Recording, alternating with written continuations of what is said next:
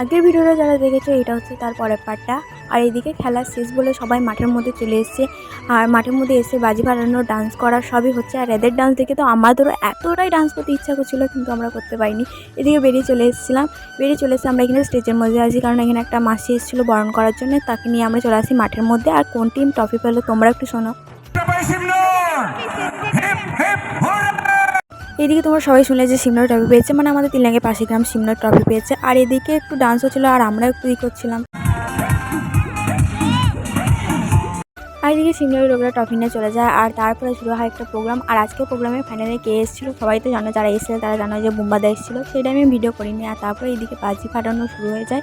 আর বাজি ফাটানো দেখতে কার না ভালো লাগে। আর এখানে পুরো বাজি ফাটানো এত সুন্দরভাবে হয় যে প্রচুর। তোমরা একটু বাজির আওয়াজ শুনে যে কেমন লাগছে সেটা।